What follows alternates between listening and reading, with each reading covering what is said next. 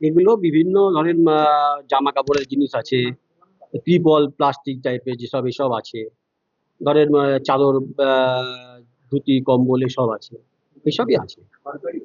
সরকারি যে আসে সেইগুলো আমাদের এখানে এসে রাখা হতো, সেগুলো এখানে থাকতো।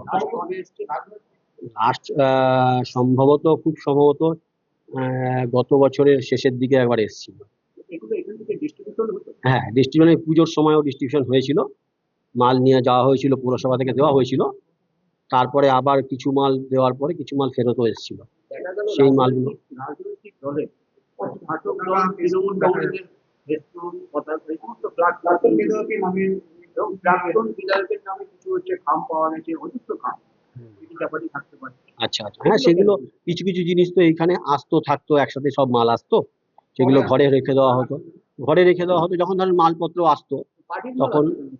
এবার এটা তো আমরা ঠিক বলতে পারবো না, এটা অথরিটি বলতে হবে। আমরা জাস্ট একটা কর্মী হিসাবে থাকি আমরা। এবার কখন কি এসে মাল লাগবে সেটা আমাদের থাকে না। এবার মালটা হয়তো বলে দিল যে এই মালটা রেখে দাও। ভোটের আগে, হ্যাঁ, তার আগেও ঢুকেছে, ভোটের আগেও ঢুকেছে। হ্যাঁ, ঢুকেছিল। পার্টির কাজকর্ম বলতে কি, পার্টির মিটিং ফিটিং তো এখানে সব রকম কিছুই হতো, মিটিং করা বা ইয়ে করা সবকিছুই এখানে আসতো। এবার পার্টির মাল কেন আসছে সেটা তো আমরা বলবো না, উপর মহল তারা যারা আনতো তারা বলতে পারবে। আমরা জাস্ট এখানে আমাদের দায়িত্ব থাকতো যে রেখে দিতে বলতো, অর্ডার করতো যে রেখে দাও, রেখে দিতাম। এবার বাদ বাকি দায়িত্বে যারা থাকতো, ধরেন আমাদের চেয়ারম্যান থাকুক বা এমএলএ থাকুক, তারা যারা আছে তারা হয়তো জিনিস পাঠিয়ে দিয়ে বলে দিত যে এই মালটা রেখে দাও, সেই তখন আমরা সেইভাবে রেখে দিতাম জিনিসটা।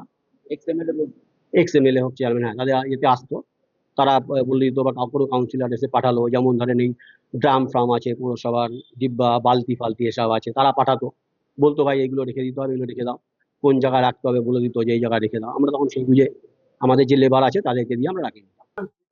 যদি যদি কোনো পার্সোনাল পার্সোনাল যদি কেউ কোনো কিছু মানে সরকারি অফিসকে যদি পার্সোনাল কাজে কেউ ব্যবহার করে থাকে, তাহলে অবশ্যই সেটা আমাদের আগের সিআইসি সনদ দিয়েও হতে পারে।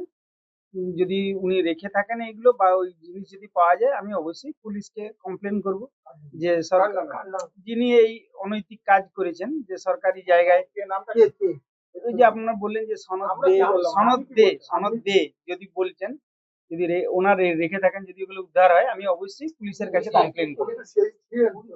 আমি ওনার নামেই তো কমপ্লেন করবো, আমি বলছি পুলিশকে জানাবো। পুলিশকে অবশ্যই কমপ্লেন করবো। না না, ভয় পাওয়ার কোনো প্রশ্ন নেই। আমি যেহেতু বিষয়ের সাথে আমি জড়িত নেই, ভয়ের না না, একদমই না, একদমই একদমই না। স্টেডিয়ামটা আমাদের সিআইসি সনদ দিয়ে